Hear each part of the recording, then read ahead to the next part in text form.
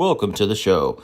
We at Trucking Life welcome you all. Now, pull that rig over, hit the head, grab a drink and snack, settle in, and let's get this show on the road.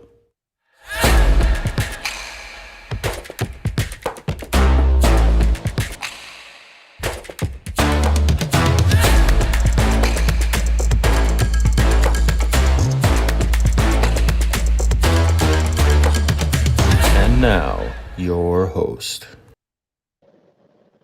Well, here we are on another Wednesday night with Trucking Life. I am your host, Johnny Rogers with Living, Loving, Trucking. I hope everybody is having a beautiful evening this evening. So, I've been listening to a lot of things going on about the truck drivers up in Canada and how they are, on strike for the COVID and the border crossing and having to be vaccinated to cross the border and come into the United States. Personally, my thought is I think it should be up to the driver if he wants to be vaccinated. I don't think that we should be able to tell them that they have to be vaccinated to come across the border. I'm pretty impressed with what they are doing up there. I think that mandate is going to hurt and affect everybody in general in the industry and just the population in general, the consumers, everything. We're going to start seeing a price jump in everything, and it's going to create a big, huge, controversial problem that can be fixed very easy, and that is to not order us to be, mandate that we have to be vaccinated across the border. I think it's wrong. I'll be the first to admit it. If you want to take the shot, that should be totally up to you. That is my personal opinion. I know everybody has their own opinion, and everybody is entitled to their own opinion. But with that being said, they have got the community behind them 100%, and I think what they're doing is for a good cause. There might be people that think that I'm wrong, think that they're wrong, and that's okay. That is perfectly okay because everybody has their own beliefs, and I respect that. Hopefully, people will respect me for mine. But with that being said, folks, I'd like to go into a little deal here about how drivers are overworked and underpaid. In 1980, since 1980, there's been an average drop of 21% in the pay for truck drivers out here. And in some areas of the industry, there's been over a 50% drop in pay. 50% from what we used to make from 1970s, 1935 till now, 50% drop. And a lot of people don't realize that in 1935 was the first year that the government regulated the trucking industry. And when they regulated the trucking industry, they had what they called route regulations. And what that meant was if you wanted to start your own business, that was fine, but you had to partner up with a company that was already established and was established in those routes in order for you to be able to run cross country. Now, Jimmy Carter started the MCA, which was the ICC. He did the regulations when he started that. That's when the decline of the industry started collapsing because the deregulations. The deregulations is what is killing us. Teamsters are down. The Teamsters used to be one of the biggest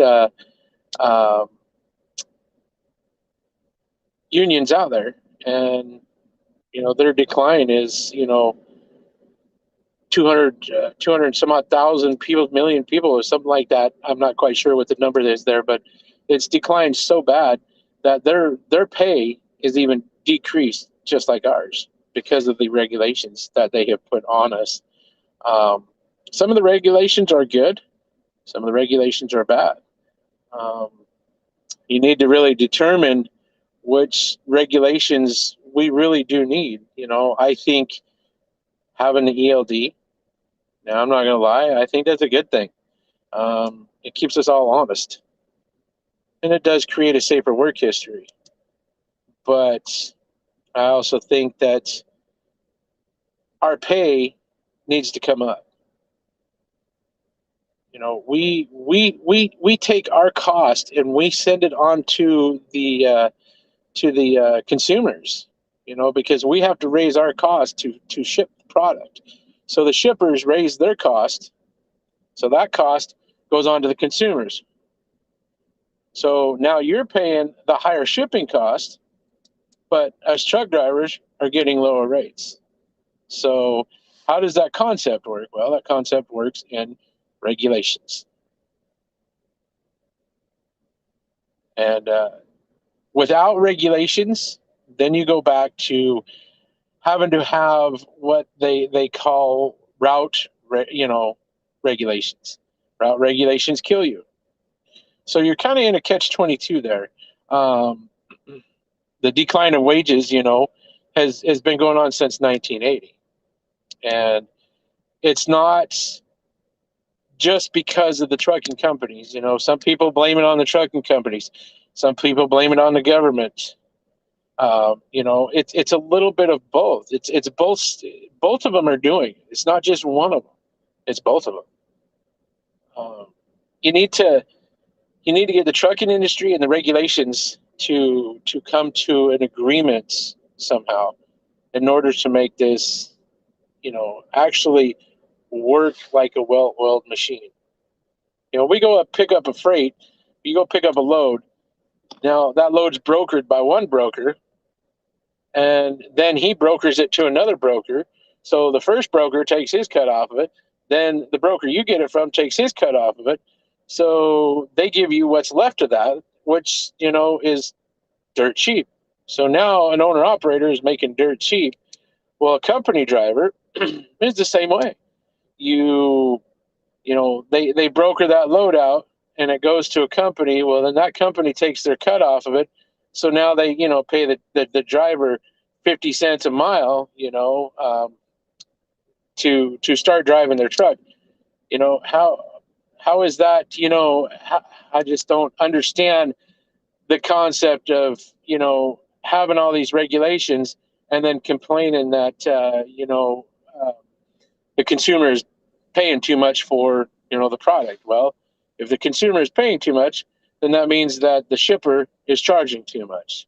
So instead of cutting our wages, why don't we start going after the shippers? So going after the receivers, making them pay a little bit of this out of their pocket instead of us truck drivers always having to be the ones to sacrifice with our pay, because we have families to feed just like everybody else does. But greed, unfortunately, gets to everybody.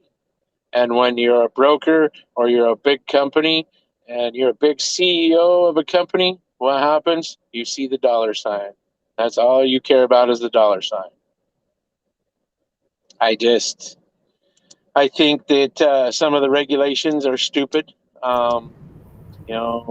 Jimmy Carter really, I'll just say it, when he started the MCA, he really screwed up. The ICC isn't out for us. The government isn't out for us. They're looking out for themselves, and that's it. When it comes to a truck driver, a lot of people think that we are just dirty, stinky, uneducated, people out here driving, that don't make any kind of money. Well, you know what? We're blue collar workers is what we are. We have to read. We have to do our math. We have to know how to read street signs. Well, that means that some of us know how to read. I mean, well, it depends, I read when I want to. I usually drive by Braille. It makes it a lot easier. That way I don't scare myself. But, yeah. I know Pat has something to weigh in on a couple of these topics that I've touched on. So maybe we'll see if we can round up Pat and see where he's landing at tonight somewhere, maybe. Oh, you were talking? Oh, I had better things to pay attention to. Sorry. Mm-hmm. I see how you are. Mm-hmm. The one thing I'll have to disagree with you on is the ELDs. I think that the logbooks and the ELDs are nothing more than a babysitting tool. I've never agreed with them, and they're actually unnecessary. And the reason, and I could prove that very easily. When the shutdown began, um, they discontinued the use of logs. For the first year, as truck drivers, we didn't need logs. We didn't Right. have to keep track of our time. We could drive how we wanted to. We took, breaks when we needed to, stuff like that. And for the first year, all freight was that way. The second year was pretty much just refrigerated goods. And in that 2 year frame, and you can check with the FMCSA, you can also check with AAA, OOIDA also. All three of them have reports out, and the safety, there's a safety coalition out there too, about Highway Safety Coalition, also has reports out that truck-related accidents involving trucks, declined dramatically in those 2 years. Now, right now, our accident rate's starting to go back up, but that's all because a lot of these states are opening up. There's more four-wheelers on the road and more people that aren't, paying attention to what we do and pay attention to trucks. But I mean, just in those 2 years proved alone that we can regulate ourselves. We're more than capable of regulating ourselves. We're grown-ass adults. And yes, we're in a professional setting, and us, and I believe, I don't even believe railroad engineers have to keep logs, but I do know that airline pilots. So us and airline pilots, I believe, are the only ones that really have to keep logs. In a professional industry setting. Um, so I mean, when it comes to ELDs, I just think it's nothing more than a bureaucratic way to make money. It is a money making scam for a lot of states and local governments. And it's just another control tactic for the government.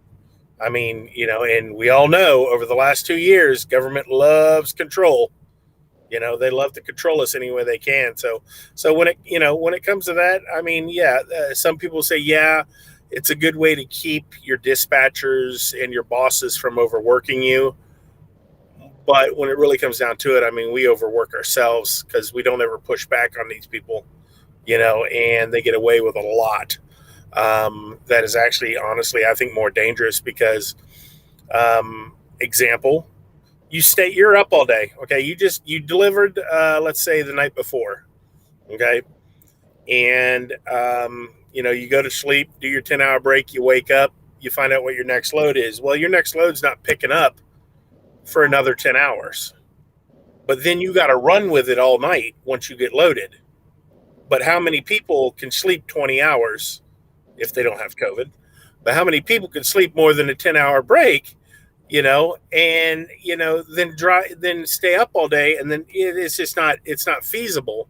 And there's a lot of that, like you unload at a dock, but you're sitting on that dock for 7 hours, and you're sitting on that dock for 7 hours, and it's just you can't go anywhere.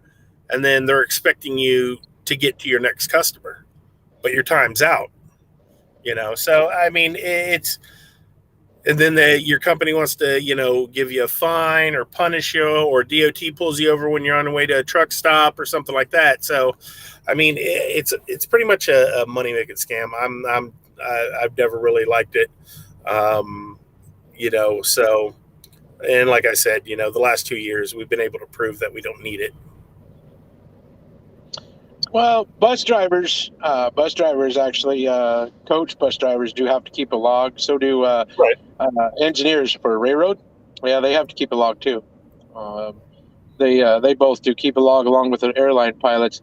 The reason why I think that a log or an ELD is a good opportunity is it does have its downfalls. Everybody's racing the clock, but also racing the clock also goes back to partially what we call trip planning. Not a lot of people trip plan. I don't trip plan all the time, and I should sometimes. I think there's pros and cons in both sides. I'm kind of on the fence with both of them. It's a double-edged sword, and it's going to be a double-edged sword. And let's face it, it's all bullshit. Absolutely. Well, look. A lot of the trucking industry is bullshit now, and I'll be the first to admit it. I think we got Ed. Ed, are you there? Can you hear me? Yes. Yeah, I just don't see a picture. Yeah, no, I'm almost done for the day, guys. I have had a hell of a day. I've been up since 3:30 this morning, and I am just getting done for the day. You can do the math on that. You can see what kind of a day I'm having.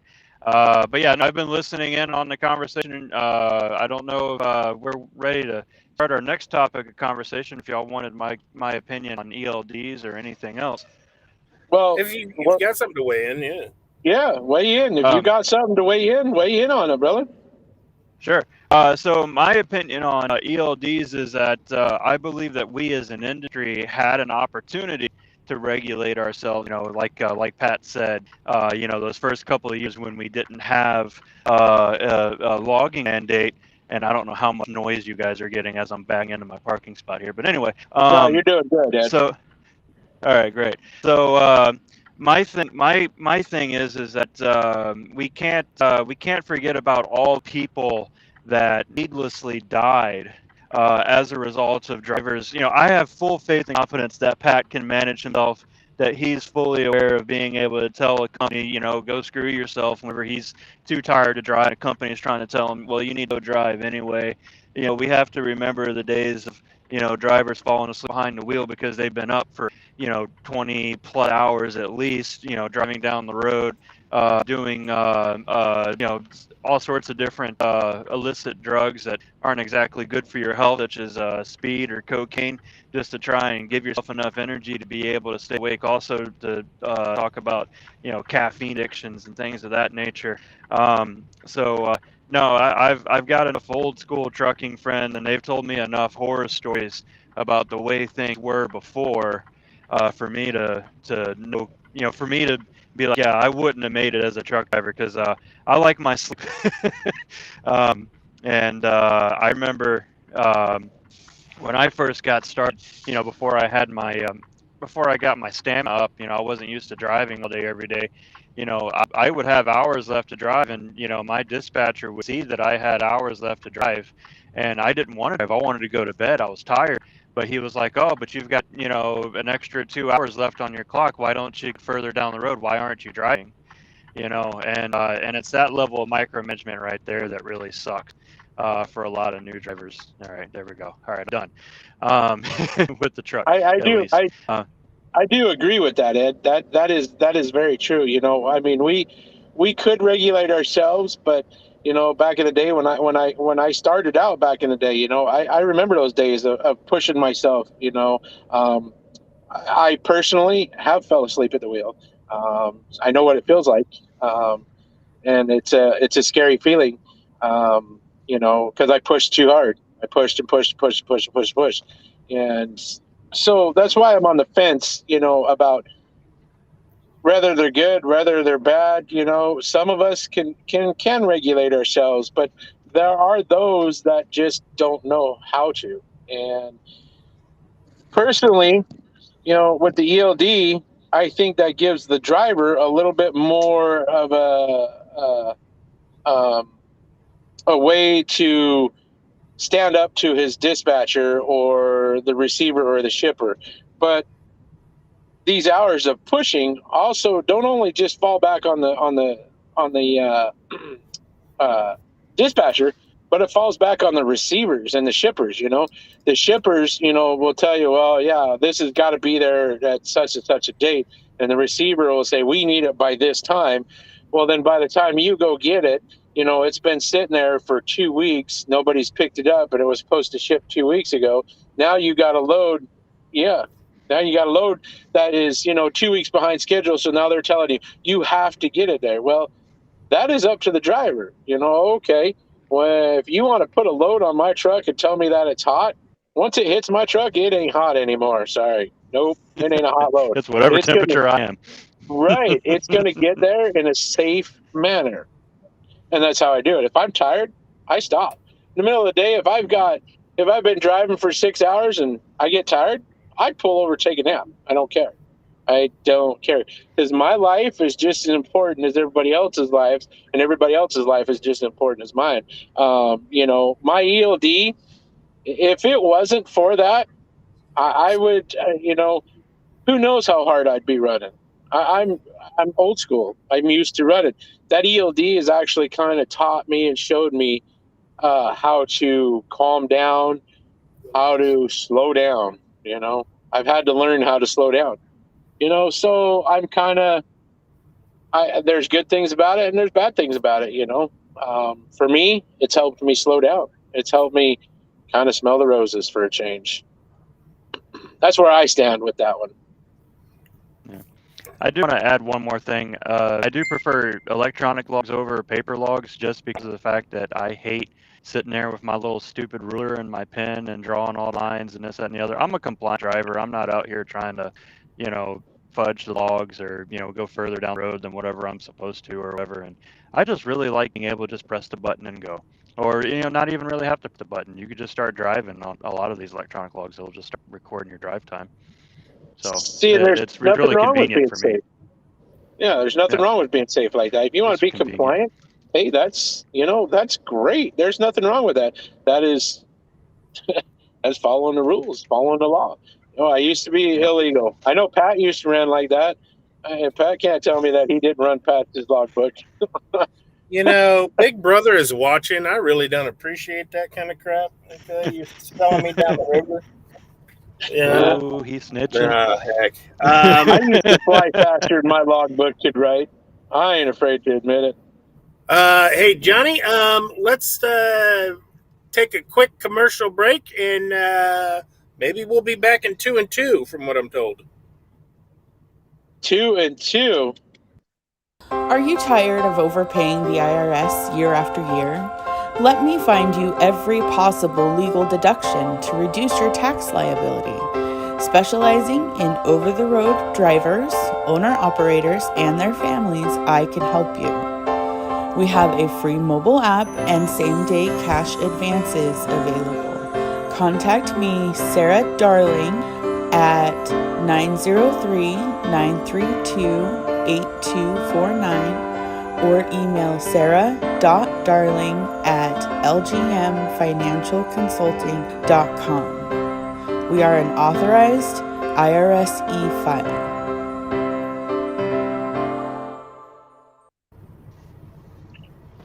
Well, there you go, folks. Sarah Darling and her beautiful commercial about doing taxes for truck drivers. Yes. Isn't she so darling? I love that name. We definitely can use that, and it's nice to know that somebody's on our side about the taxes and can help us get the deductions that we deserve, that we so much deserve being out here, because it's like supporting 2 households out here when you're out here, and it makes it rough. So every little deduction we can get, we love it. So Sarah, yes, definitely get Yeah. a hold of Sarah. She can hook you guys up with it. Yeah, And she's really good. And that doesn't just come from a spokesperson, that comes from a client. Yes. Ooh. yes. We're clients.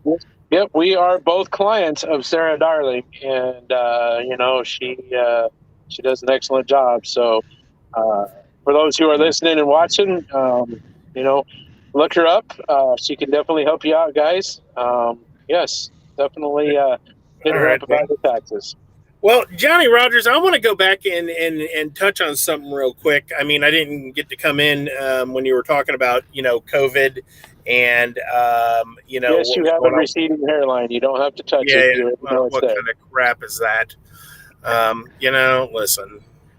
Um, with the COVID and the Canadian and Mexican drivers and stuff like that, I know a lot of people. You don't really hear a lot right now on the news about it because in Canada, and here's the thing: throughout the entire world right now, you know they protest and they do it in the kind of right way, and they get away with a lot of more things when they protest than we do as Americans. I was just watching online today, and there's actually Canadian citizens who aren't truckers that are standing with the truckers in Canada. Yes, yes. And I understand where the Canadians are coming from. From an American standpoint, it's not really going to affect us that much because we really don't rely on Canada that much for goods and services. I think where the problem, where at the average citizen's going to see the problem when it comes to it. I don't know what the Biden administration was thinking. Obviously, they weren't, because right now, to restrict Mexican trucks from coming into the United States, drivers who aren't vaccinated, was really dumb, because right now we are at the peak of produce season in the South and coming across from Mexico. And unfortunately, I think what we're gonna see is, a hike in prices in produce, and on top of having distribution issues, getting meat out to the stores, and inflation being through the roof and stuff like that. So I think that's where we're going to see it most. I wish the Canadian drivers the best. I hope that they're able to, talk sense to their government. But when it comes to the Canadian drivers, like I said, I don't see it affecting us. I know American drivers aren't allowed to go into Canada without a vaccine, but that's just a Canadian rule. So, so it's the only part that I see the problem is in the produce section and what we see at the stores. Well, I hope the Supreme Court does, but the Supreme Court's doing a lot of wishy-washy things right now. Ed had a good point the other day. I was talking to Ed about it, and Ed had a good point there that I would like to bring up, that me and Ed were talking about. You remember we were talking about the other day on the phone, Ed, when we were talking about how,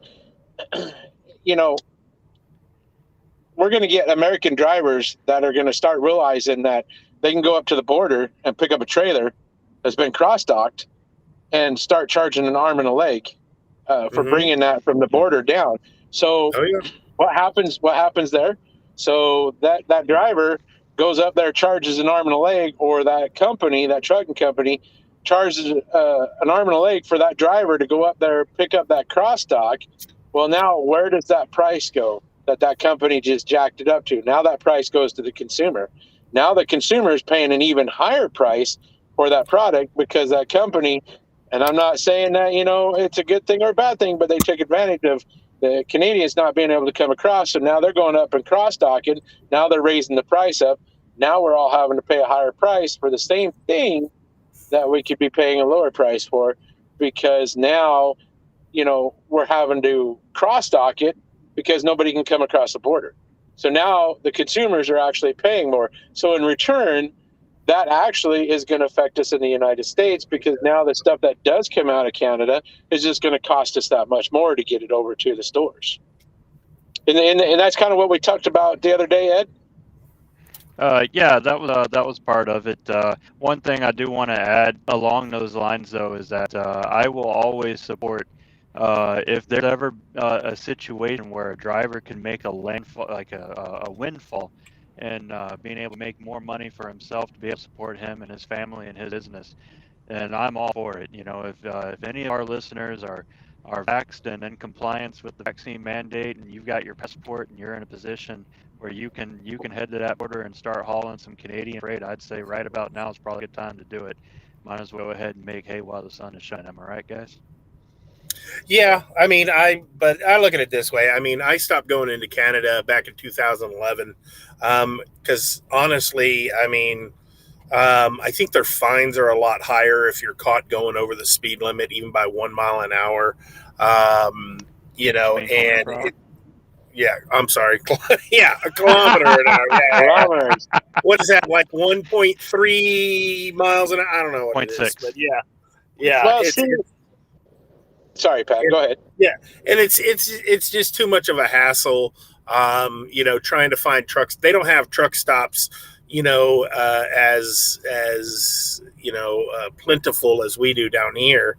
And the truck stops all dirt lots that aren't really taking really good care of. Yeah, for the most part. But I will give the Canadians this, man. They know how to plow in big cities. You know, they just block the whole highway and take like 12 trucks and just plow the crap out of it. Yes, they do. Yeah. Well, you know, that's the good thing about, you know, opinions. You know, there's three of us on here, and there's completely three different opinions about three different truck drivers. And that is what makes this show unique tonight, is we're getting to see three different opinions about the same exact thing.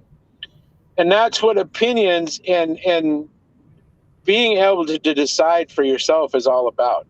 You know, you got to be able to decide for yourself, and you got to have the right to have your own opinion. But just because Ed's opinion is different than mine, or your opinion, Pat, is different than mine, doesn't give me the right to judge you guys just because you have a different opinion. At the end of the day, you two are doing the same thing that I'm doing. You're driving up and down the road, hauling freight, and not getting paid the money that you should get paid to do it. Now, I do agree with. Huh? That goes with that saying of overworked and underpaid. And I don't know how you guys feel about that, but you know, I definitely feel overworked and underpaid a lot of times. Well, and you know, going on 33 years in the industry, you know, I've definitely been underpaid for a long time. I probably could make more money, but you know, I've definitely been underpaid. Some people don't think they're underpaid. Some people do think they're underpaid. One thing that I will bring up about, you know, the pay is something that I don't agree on is the other day I was talking to a couple gentlemen, and they were complaining about, you know, one of them was making 50 some odd cents a mile, and he was complaining that it wasn't enough money. Yes. He said it wasn't enough money, and he worked regional. He was home every weekend. The other guy was making just barely over 50 cents a mile, and he was the same way. And I asked him, we know. What? We got 5 women behind the scenes. Yes, we're reminded every that day. we have 10 opinions. What was that, Ed? I said, does that mean that we have 10 opinions to get to get? Yeah, 10. That's like 20 opinions right there. What are you talking about? Yeah. You know, so hey, and all of them are valid, and all of them worth listening to. Yes, gentlemen. Speak for yourself. I don't know. Well, oh man, I do want to come home to my own bed and sleep in it when I get home. So yeah, I was being serious. Yeah, no, I wasn't being sarcastic. I was serious. I may have come off as sarcastic. I'm actually serious. If they have opinions, I'd love to hear them. In actuality, everybody's opinion matters. It's just how you look at it. Yeah, particularly in democracy. Just because. Just because, like, this company's run by women on the board. I mean, they value outside opinions from like myself and Johnny, and so they also are open, and they know that they can learn from us, we can learn from them, and it's just working as a team to make something like this successful, rather than just putting it on one person's shoulders. Listen, Trucking Life, stay out of this. Well, here, yeah, here. Let This is me our show. ask We're this. taking it off the rails. Okay, no, let me ask this. So obviously, we have people that would like to weigh in on this. So let's get some comments up here. Or let's answer some questions and see what some questions that people have. I've seen a couple things pop up. So let's take some questions and see if we can answer some questions from the fans and stuff of the page. Wasn't there something I saw pop up a little bit earlier about the Supreme Court? I don't know if I can scroll through and see it again. Well, let's do this real quick before we move on to that. I think we have to do another commercial. Yeah, commercial we need to go break. do another commercial. So see you back in after the commercial break. Have you ever thought of live streaming your life behind the wheel? Trucking Life is currently looking for live streamers. Contact us at truckinglife.live@gmail.com for info on how to become part of our growing team of live streamers. Trucking Life, showing the world how it all gets moved from here to there. Oh, and we're back. Yeah, we're back, and I found that comment about the Supreme Court. I believe the comment was referring to the cross-border mandate, hoping that the Supreme Court would shut it down. Can I speak to that for about a few minutes there? Yeah. Is that all right with you guys? Yeah, go ahead. Sure. I say go ahead. I don't have a problem. All right. So the Supreme Court, as we all know, just recently struck down the requirement that the Biden administration was trying to pass through OSHA, trying to use OSHA as a way to what is Melissa saying? Oh, okay. So the thing is that if you read the actual opinion, it's not so much that that the Supreme Court voted against mandates in totality in general. Their opinion from the conservative justices was that if there is a mandate that comes through, it has to come from a governing body that has the proper authority to do so, such as Congress or a state or municipal government or what have you. And so in this case right here, I believe it's worth saying that every country has its complete total autonomy and sovereignty to make whatever rule it deems necessary to keep its citizens safe from people crossing the border. And whether we agree with it or not, it doesn't really matter. Canada is its own country. It's able to make its own rules about who does or doesn't cross its borders and their vaccine status. And whatever cost it has to the economy and to the Canadian people, ultimately, it doesn't affect their ability to make that rule, and vice versa. The same also applies to America, whether we agree with it or not. I don't believe that the Supreme Court will have any. I don't think they're going to really have a problem with the mandate itself. They might have their opinion on whether or not it's a good idea, but I don't believe that there's any legal reason to strike it down. So I don't think the Supreme Court's going to have ability to weigh in here. The executive government has pretty broad rules on as far as who can or can't enter the country. Oh yeah, well, I mean, they can restrict anybody from coming into the country. I mean, sure. Except for U.S. citizens. Yeah. Oh yeah, and let me tell you something. I mean that I watched some of what went on in Australia, and my mind is blown how that country's government just changed so quickly, and and a lot of it didn't make any sense. I mean, they went to the extreme, and weren't following the science in their own country, because their outbreaks were not even close to being that bad at all. I mean, they're an island.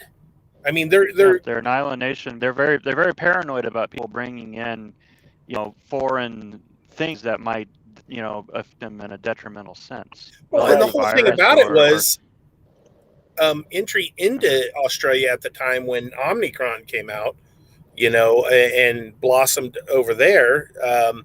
The country was still shut down. You couldn't get into the country unless you actually lived there. So yeah. I mean, that's still, and the way that they were sending people off to camps, and Yeah, it's like they they're didn't. sending them off to places that are all island, and also there are people that have been in hotels there, and same hotels that tennis player was in for years. I think 9 years, I heard. Well before COVID was even a thing. All they were doing was trying to do refugee status, Yeah. and then they wouldn't let them do it. Australia is Well, interesting. and here's the thing with what I don't understand, and it's kind of hypocritical what the Biden administration is doing is they're not letting Canadian drivers and Mexican drivers into the country without the vaccine. But all the illegal aliens that are coming across our border, they are not mandating that they have to get the vaccine. If they're captured, then there actually is a requirement while they're in their detention center and they're waiting to have the court cases heard. Within 60 days, they have to be vaccinated. No, actually, they actually have the choice whether to be vaccinated or not. That actually came out on multiple media sources, and they just got caught releasing thousands of illegal men out, gave them their packets and sent them on out. And it's very hypocritical with a lot of the stuff that's going on over there. And you can't have one group that you don't require to get it, but then you require another group to get it to come into the country, and it doesn't make any sense. I mean, and that's what frustrates a lot of the citizens here. Of you want to mandate us that we have to put something in our body that we don't want to, but people that come here illegally, they don't have to do that. Well, everybody's always, and this is kind of completely kind of towards, the right to the left, however you want to look at it. Everybody's so worried about this mandate, and the COVID stuff. And, I've been sitting back here thinking, and there's so many things to worry about that's going on in the world nowadays.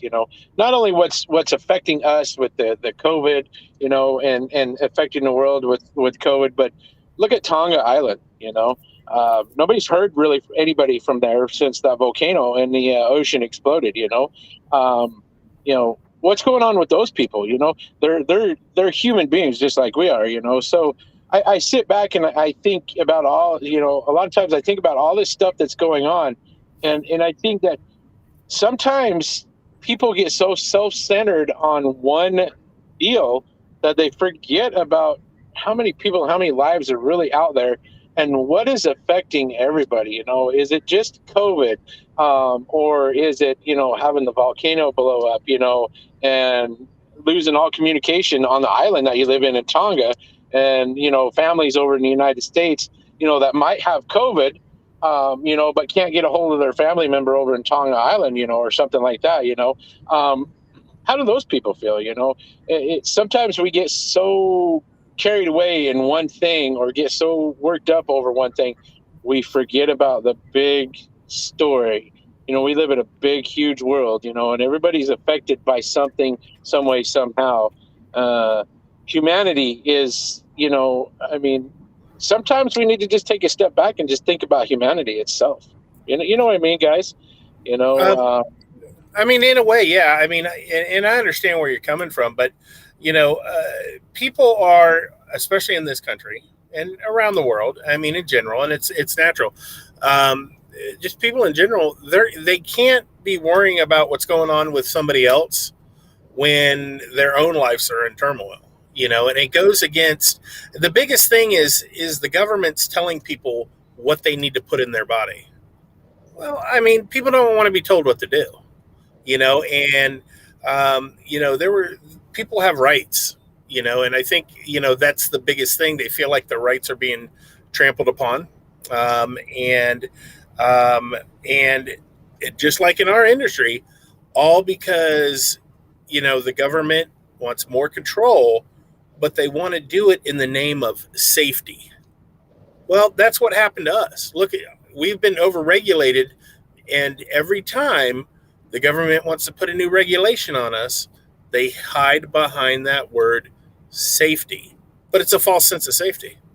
I mean, just like with the vaccines, we were told, "Oh, get the vaccine because it'll stop the virus."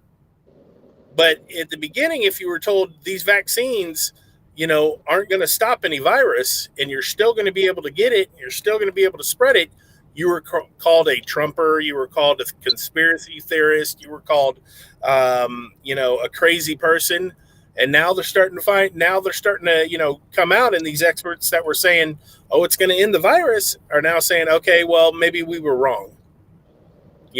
So when it comes to people being upset in this country and not worrying about what's going on around other countries, I mean, it's legitimate. I look at it because people are worrying about putting food on their tables. They're worrying about if they're going to have a job. They're worrying about if they're going to be able to pay their bills. So and right now people don't have time enough to worry about other countries and what's going on. Yeah, it's sad. Like what's getting ready to go on with Russia and Ukraine. I mean, hey, I feel for the Ukrainian people over there, but it's not our fight. It's really not our fight. We've had past presidents that have got us into useless wars. We had one that was trying to get us out, and and I think hopefully, the American people learned a lesson that, hey, if it's not directly going to affect America, we can't get involved. It's not our fight, and that's what the UN's for. Well, folks, I'd like to maybe throw out here in just a minute, take one more commercial break. I got one other topic that I would like to, touch on when we come back from a quick commercial. I'd like to touch on pay and what we could do to make a pay difference, or increase our payout here. That is one of the things that, is plaguing truck drivers is the rate of pay. So with that being said, let's throw up one more commercial.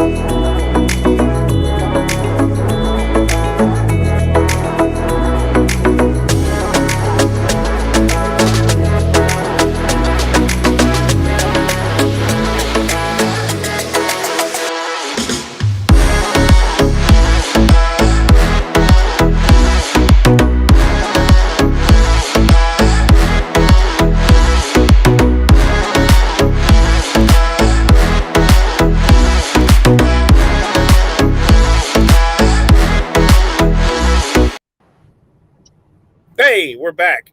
Truckers Talk Line. Yes, definitely, folks. If you need somebody to talk to 24 hours a day, 7 days a week, 365 days out of the year, definitely call Truckers Talk Line.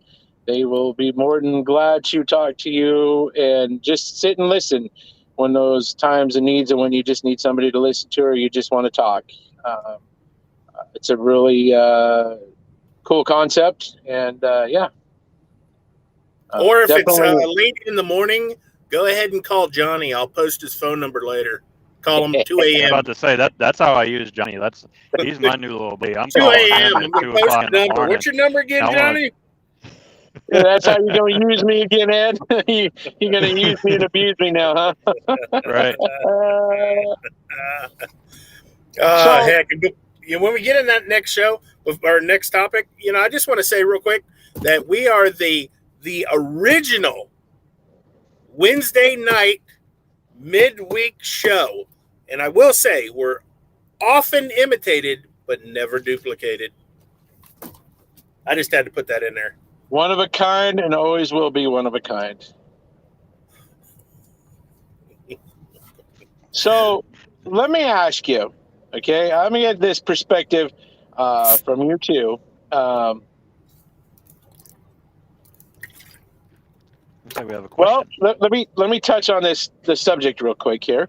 We got somebody that wrote up. What about all those freight ships out there in the Pacific and Atlantic Ocean? So I found out some interesting things about that.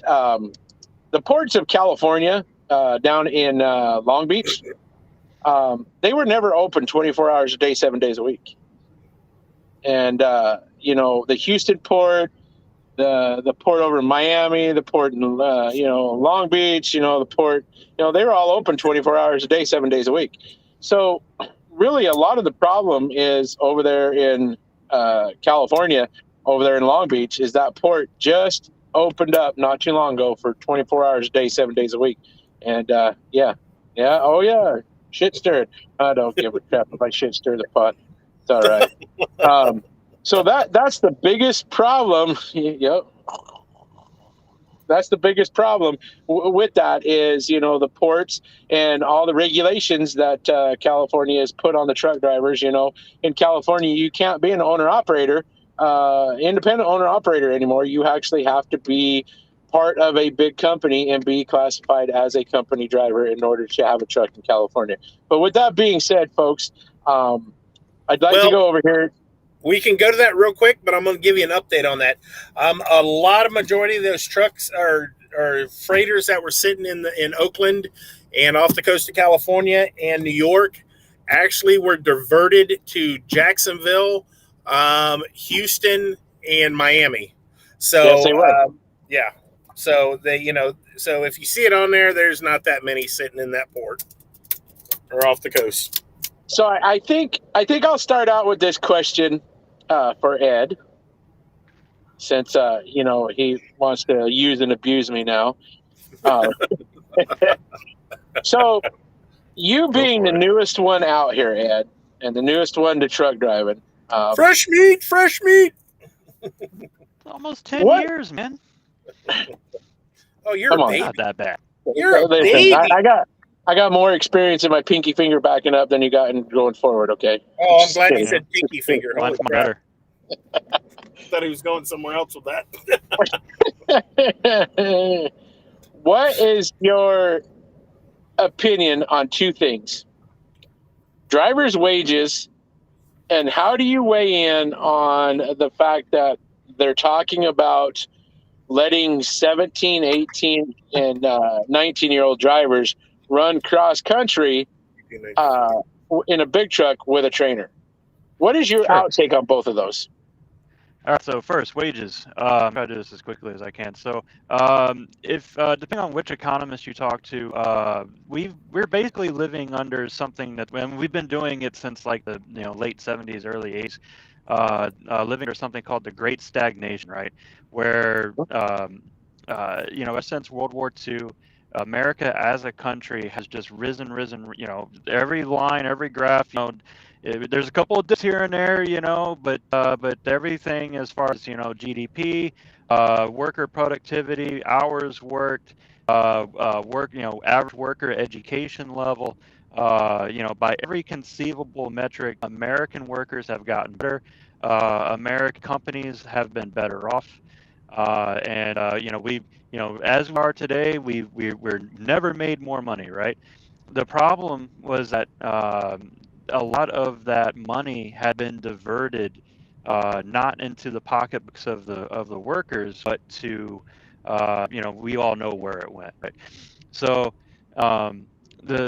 the thing is that there was this online tool that I found that had basically it goes by industry. If the wages hadn't stagnated in the 70s and 80s and therefore kept up with inflation since then, what would the average worker in that industry be making today? It was done by some university, I don't remember the name of it, but according to them, they said that the average company truck driver today would be making six figures, would be making over $100,000 a year, had wages kept up with our productivity with everything. That's right. Think about how much more complex trucking is as a job today than it was, when you started, Johnny. Now you've got satellite communications. You've seen my truck, right? I have. I don't know how well you guys are going to be able to see this. I don't even have a dashboard. I have screens. These things right here, these are touch sensitive. I control everything with just my thumbs on my steering wheel. Trucks themselves are so much more complex. Is that a So Freightliner? it's a Freightliner, yeah. Oh, you got the screen on the Freightliner. Gotcha. Yeah, I got what they call the digital cockpit. Yeah. It's cool. I like it. But yeah, no, I mean, trucks these days, I mean, it's a much more involved job than it used to be, and the wages just they don't reflect that. I guarantee you, because we were talking the other day or the other week about driver shortage in this industry. If the average company driver were making over $100,000 a year, you'd have a hard time getting a trucking job, because for a lot of people, it'd be worth it. There wouldn't be so many people getting out of it. So that's my take on wages. As far Let me as 18, go ahead. let me ask you this real quick. Do you believe that drivers, just starting out in the industry, how do you feel about drivers? Because I've come across drivers thinking that they should get top pay, for starting out. How do you feel about that, guys? In my opinion, while I believe that the starting pay does have to rise, no, they should not receive top pays, because you have to have, there has to be some sort of incentive to stick around, right? If you're just paid the absolute top rate from the very beginning, then you have nothing to aspire to. You can't level up, right? Right. To put it in video game terms, that's what I'm familiar with. But the other thing to keep in mind too, a lot of drivers starting out these days, if I can try to be as gentle as I can by saying this, we're scraping the bottom of the barrel. I remember I had to teach a guy once. I'm going to kind of paraphrase this story a little bit. He was in New Orleans, Louisiana. He had to get to Baton Rouge, and he asked me how to get there. And we all know it's straight shot on I-10 to go from New Orleans to Baton Rouge. Yeah. I told him, yeah, man, just hop on I-10 West. And he had to stop me and ask me, why would I take I-10 West to get to Baton Rouge? I'm not going to Houston. He knew that if he was in Baton Rouge going to Houston, he had to take I-10 West. And I had to explain that I-10 was this really long highway, and that if you're in New Orleans, you got to hit Baton Rouge before you hit Houston, right? And he complained that his pay was too low. Well, and here's the What do you problem think? nowadays with this whole thing and the training. And I know that there's new training requirements coming out in February that the government has put out. But the problem is, I mean, I don't agree with, and maybe I'm wrong, but I don't agree with companies doing the training and training people to get a CDL, because, at first, that was my yes, bread and butter, man. I spent years of my career doing it. I was a company driver, and I teach you how to get your CDL. Well, and here's the problem, though. The problem is that these companies, they get subsidized by the government for every driver that they put out there, and every driver that they train, and they've gotten blinded by the money, okay, and they're not worried anymore about quality of driver. They're only worried about quantity of driver. Warm meat in the seat. That's what they call it. Yeah. Well, and just look at Sierra England. I mean, you can go through Sierra England's training's never had a license before. When you're done training, or when you're done being trained, You got to train the next guy. yeah, they're going to have you train the next guy. You haven't even been through a full season of driving. How the hell do you know what you're doing? Right, it's called You don't? students training students. That's And what here's that the is. problem too. You get a lot of these guys coming from other countries that have never seen a semi truck, let alone driven a truck, and you're going to stick them in a truck to train somebody else to drive that truck. It's like, what are you doing? Yep. It makes no sense. I've got people in my truck, like at a CDL, like in a CDL training environment. I had to come to the realization really quick. I wasn't teaching this guy to drive a semi. I was teaching this guy how to drive. Turns out he didn't actually own a car. He didn't know how to drive. Yeah, and most of them coming out of schools now don't know how to read a map. Okay, they don't know how to trip plan. They type it into their GPS, or they're on their Qualcomm or PeopleNet, and they're following the GPS on that, and you see it every time to where they're off in the woods. Yep. And it's like, Yep. Yeah, because how? the GPS told him to take the snowmobile trail. It's a shortcut. Well, and that's the thing, and I tell everybody, this industry, okay, is 90% common sense, 10% driving ability. That's what it is. I mean, And it's common sense driving. and that brings up, these new drivers, something that kills me is you watch them get out in a pair of flip-flops, and they're driving in flip-flops. They don't wear any shoes, I mean, come on, get real, but with that being said there, what is your outtake on the other question that I had for you, Ed? Yeah, 18, 19, 20-year-olds. So that is a pilot program that's under the new. I've actually been doing a bit of research on. So it's a new pilot program under the Infrastructure Investment and Jobs Act that was passed last year. And the idea is that it's a pilot program. It's going to be 3,000 drivers that are going to be trained to run interstate. And the thing is that there's going to be, at least under the way the law is written, there's supposed to be a lot of checks and balances on there. They're not just going to be turned loose on the world. There's they have more restrictions on them than the average over the road driver. They have restrictions on what kind of equipment they can handle, and what kind of what am I going to say, that the equipment that they run's got to have certain safety equipment built into it. They can't they're not going to be able to just run any truck. And then as far as safety goes, in the event that let's say you got an 18-year-old driver that's causing a bunch of mayhem, they're not just going to let him keep driving. They're going to end his interstate driving privileges. So my thing is that I know 18-year-olds, same as I'm fully aware that Pat could probably do his own regulating and things of that nature. I know plenty of 18-year-olds that could probably drive circles around me, and I'm perfectly fine with that. The issue becomes, what's going to happen to these 18-year-olds, right? So the whole idea behind this PI program is that they're running out of people to pull from, right?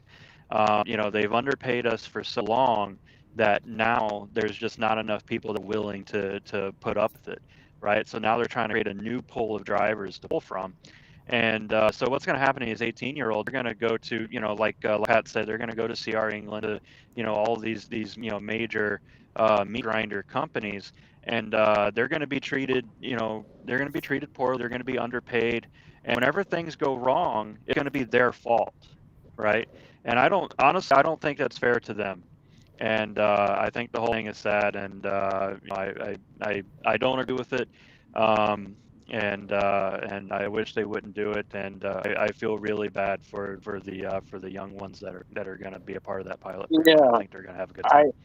I agree. I just saw a post that said that I wished I could bring it back up, but it said that we didn't know what we were talking about. Us guys didn't know what we were talking about. It says, I think you guys have no idea what the root of the problem is. You are complaining about the wrong things. America is the stockholder serving country, and nobody cares about what happens because it's making profit. It's okay. Well, if that was the case, whoever wrote Margaret. Gotta love it. If that was the case, then how come the consumers are bitching about the price? How come the consumers, are saying that they're not getting their product? How come the truck drivers are taking it in the ass with the pay, to get your stuff there? We all have to work together. It all has to come together in a big circle. So this whole circle involves everybody. It involves the government. It involves us truck drivers. It involves the consumers. It involves all of us. It's not just about the government. It's not just about us. The only reason we were bringing up us is because that's what it is about. Well, and when you say And it is about the stockholders, consumers. Here's one that says it's not about the consumers. It is about the consumers, because without the consumers, you don't have product. Without the product, you don't get to consume it. So you Right. both work back and forth there. right, and we live in a It's the capitalist economic society. chicken versus the egg. Yeah, I mean, yeah, we live in a Comes first. capitalist society, you know, and you know, and I know right now the cool thing is to bash capitalism, but I mean, capitalism is what makes the world go round. Everybody, Right. every country, I don't care, from even China embraces capitalism, you know. So, To an extent, yeah. you know, And if you don't have consumers of a product, you don't have the product made. Right. You see what I'm saying? But, Yeah. but to Margaret's point, though, if you don't have investors willing to, help you, get that product to market, then there is no market and there is no product. So, like I said, it's a chicken and egg thing. You know, Right, because you got to I think have you said that consumers. yesterday. You got to have money to make money. You got to be able to Yes, invest. you got to have money to make money, but you also got to have that consumer to want that product. and you So also in got to order- spend money to make capitalist money. society, the consumer is center of the universe. Yes. See? Thank you. And if you disagree with that statement, don't come after me. That came from Mark Cuban. But you know, here's the real question: what came first, the chicken or the egg? I think they actually proved that it was the chicken. The chicken came first. I don't know, but you know, I need to go back to a statement Johnny made. Sir, speak for yourself, because I am a truck driver and I take nothing in the ass. Thank you very much. Well, in actual reality, I just saw something about the stock market. The stock market crashed the other day. You know, it hit one of the all-time lows the other day. Yeah, it was a sell-off because they thought that because they got the word that rates are getting raised and stuff like that. The stock market, okay, you know, the stock market is also about the consumers. The stock market is also about the product. The stock market works with the consumers, works with the product. God created the chicken first. No, I think he created Adam and Eve first, didn't he? But anyways, so Actually, he created the earth first. He created Earth first. There you go. No, he created the truck driver first because he had to get the product to make Earth. So nah. See, I knew I liked that. You take the stock market. How does the stock market work? The stock market works because somebody invested money in something that the consumer wanted. So then it makes the stock market go up, because the more that person wants that product, the more money you put out, the higher that product price goes, the higher it goes in the stock markets. And then when that product reaches a certain high, everybody's like, oh, let's move on to something else. Well, then that product drops. So then the stock market drops, and then it starts all over again. So in actuality, that is all in that same big circle. Stock market, everything. Johnny, you just brought me back to economics class, man. It's like Bueller. It's all, when you really sit and break it down, the stock market, the politics, the consumers, the products that we use is all one big, huge, giant circle. It all comes around. No matter how you look at it, it all comes around. But with that being said, guys, you know, I think we did. Yeah, I appreciate all your guys' comments. Thank you guys for being on the show. Thank you, Ed.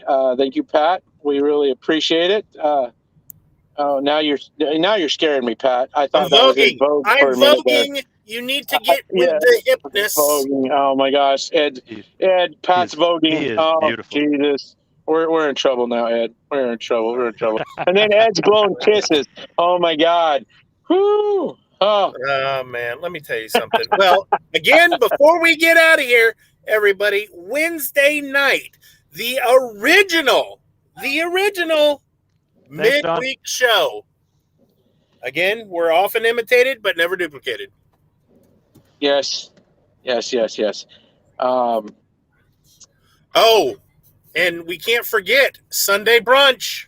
Sunday brunch. I was just going to say Sunday brunch. Sunday brunch every And Sunday. just to tease it, right. Melissa and I will be on there, and we're going to have something really cool to announce. So don't miss it. And I next might Wednesday, show up and get naked. You never know. Oh God! You know, really, I'm going to need meds now. My wife is watching this show. There you go. Something to look forward to. With that being said, guys, also next Wednesday, we've got me and Angela have got a little Pink Panther. Have got a little treat for everybody. We are discussing a show that me and the Pink Panther are going to do on a topic that we really think that needs to be done. So look for us next Wednesday for us to be on the show together, and look for Sunday brunch, Sunday breakfast, whatever you want to look at it, whatever time frame you're in. It could be lunch, it could be breakfast, it could be dinner time, but look for us Sunday. Y'all have a good day. Be safe.